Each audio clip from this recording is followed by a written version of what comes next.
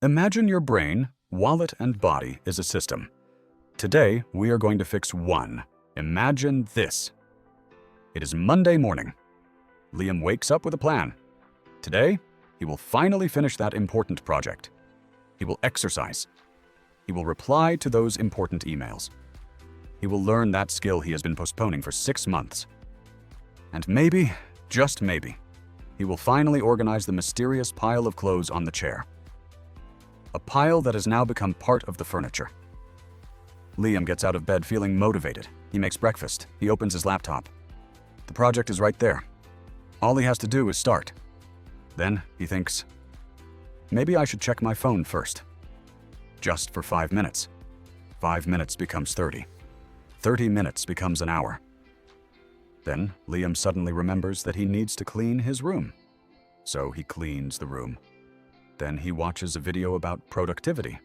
Then another video about how to stop procrastinating. Then, after spending 2 hours researching how to stop procrastinating, he decides he is too tired to start, and he promises himself, tomorrow I will definitely do it. Tomorrow arrives, and the same thing happens. If this sounds familiar, there is something important you need to understand.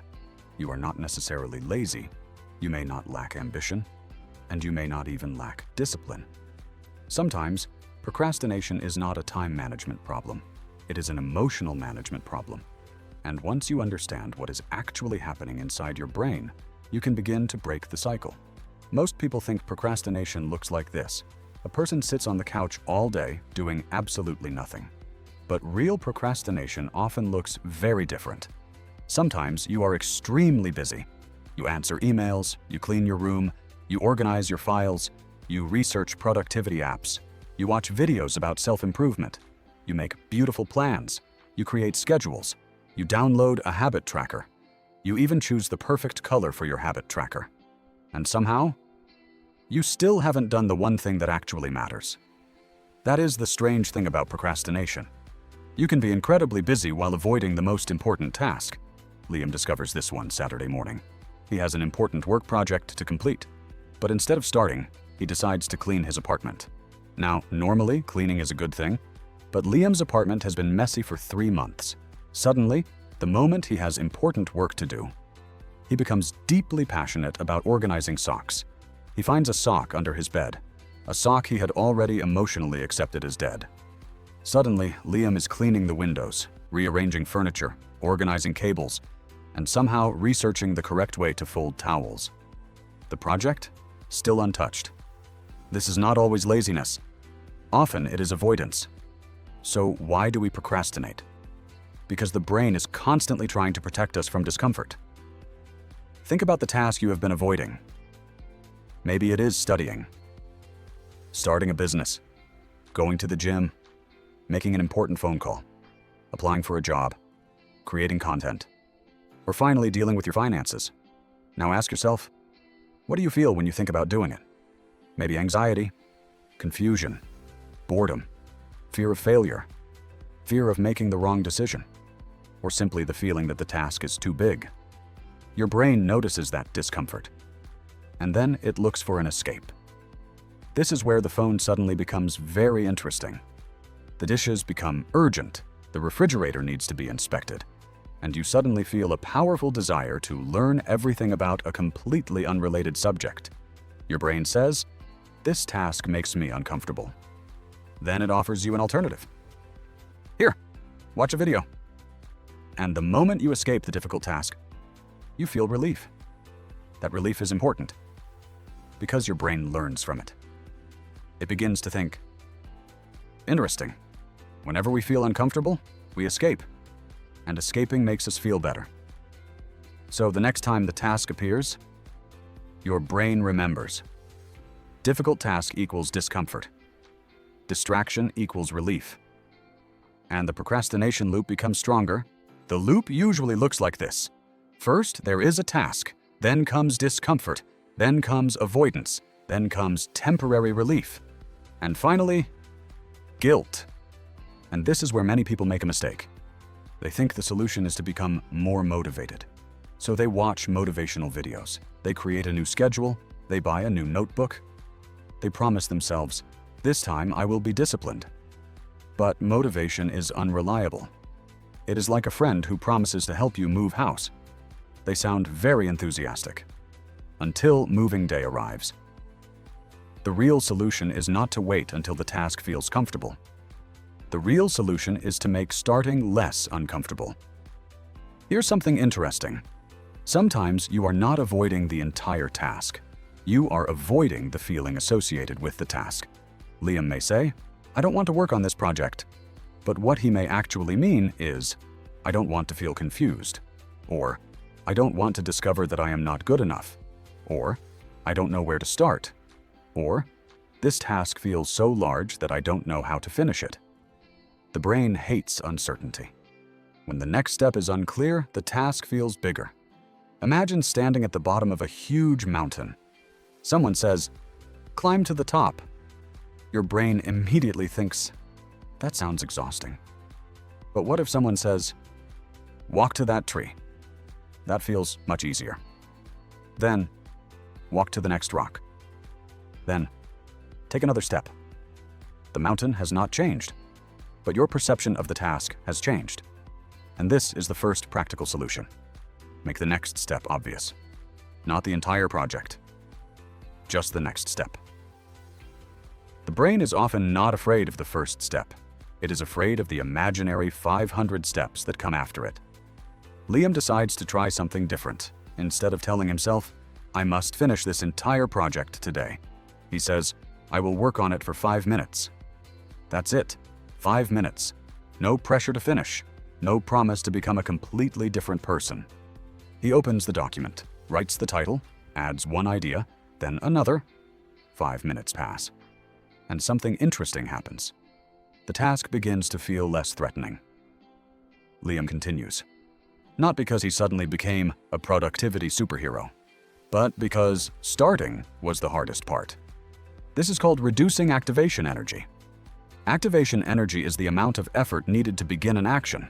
A heavy door is difficult to open, but once it starts moving, pushing it becomes easier. Many tasks are exactly like that.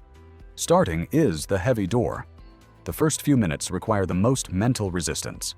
Once you begin, momentum can take over. This is why you should never negotiate with the entire task. Negotiate with the first 5 minutes. Another reason people procrastinate is that they make the task emotionally expensive. For example, I need to exercise for 1 hour. I need to write the perfect business plan. I need to study for 5 hours. I need to completely fix my life. That sounds exhausting. Before you even begin, your brain is already tired. So instead, change the language. Don't say, "I have to exercise for 1 hour." Say, "I will move my body for 5 minutes." Don't say, "I have to write the perfect article." Say, "I will write one terrible first draft." And notice the word terrible, because the first draft is allowed to be terrible.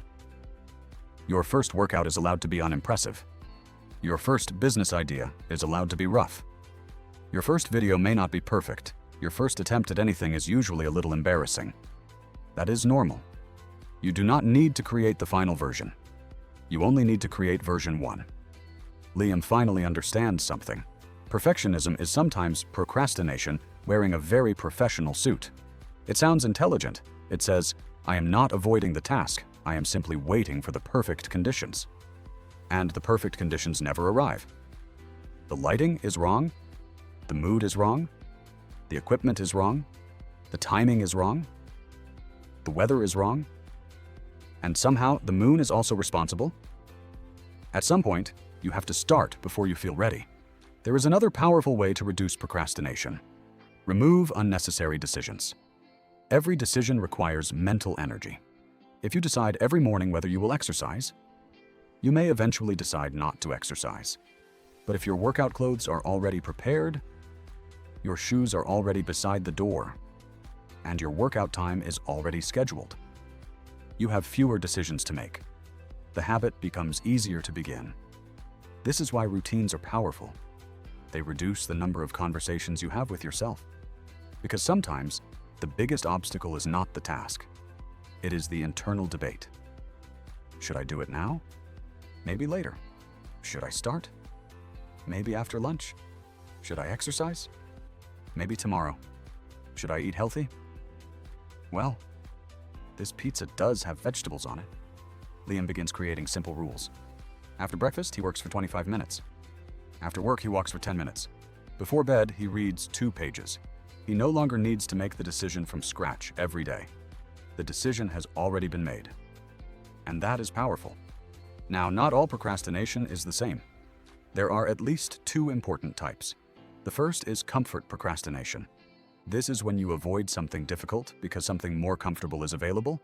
You choose the phone, the television, the sofa, the snacks, the endless scrolling. The second type is fear procrastination. This is more complicated. You may avoid something because you are afraid of failing, or succeeding, or being judged, or discovering that you are not as good as you hoped. Sometimes, the task is connected to your identity.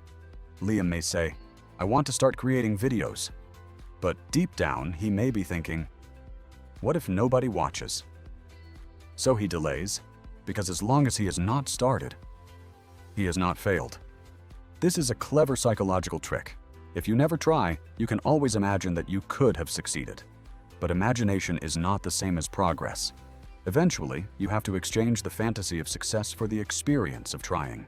And trying may be uncomfortable, but it gives you information. You learn, you improve, you adjust, you try again. That is how real progress works. So Liam creates a simple system. He calls it the Start Before You Feel Ready system. Step 1, identify the task you are avoiding, not the task you pretend to be busy with. The real task. Step 2, ask, what feeling am I trying to avoid? Is it boredom? Confusion? Fear? Embarrassment? Uncertainty? Step 3, reduce the task. Make it so small that starting feels almost ridiculous. 5 minutes, 1 page, 1 email, 1 phone call, 1 push-up, 1 paragraph. Step 4, prepare the environment. Make the good action easier. Make the distractions slightly harder. Step 5, start before you feel motivated, because motivation often comes after action, not before it. This is one of the biggest mistakes people make. They wait to feel like doing something, but feelings often follow behavior. You start exercising, then you feel more energetic, you start working, then you feel more focused, you start studying, then the subject begins to make more sense. Action can create motivation. You do not always need motivation to create action. Liam still procrastinates sometimes. Of course he does. He is human. The goal is not to become a machine that never gets distracted. The goal is to notice the pattern sooner. Now, when Liam catches himself avoiding something important, he asks, "What am I avoiding feeling?" Then he makes the task smaller. He removes 1 distraction, and he starts for 5 minutes. Sometimes he continues. Sometimes he stops after 5 minutes. But either way, he has broken the old pattern. And that matters. Because every time you start instead of avoiding, you teach your brain something new. You teach it, discomfort is not danger. I can begin before I feel ready. I do not need to finish everything today. I only need to take the next step. Your future is not usually destroyed by 1 bad day, and it is not usually transformed by 1 perfect day. It is shaped by the small decisions you repeat. The decision to open the book, the decision to make the call, the decision to take the walk, the decision to write the first sentence, the decision to start. Even when you do not feel like it. So the next time you catch yourself saying, "I'll do it tomorrow," pause. Ask yourself, what is the smallest version of this task I can start right now? Not tomorrow. Not when you feel motivated. Not when your life becomes perfectly organized. Right now. Because the hardest part of most journeys is not the distance, it is taking the first step. And sometimes, that first step is simply opening the document, or putting on the shoes, or sending the email, or doing 5 minutes of the thing you have been avoiding for 5 months. Start small. Start badly. Start tired. Start uncertain. Just start. Because once you start moving, the path becomes easier to see. And sometimes, the thing standing between you and progress is not a lack of ability. It is simply the moment before you begin. Better decisions start here. Next episode: why you can't focus anymore. The attention crisis nobody prepared you for. Please like, share, and press the subscribe button. Thank you.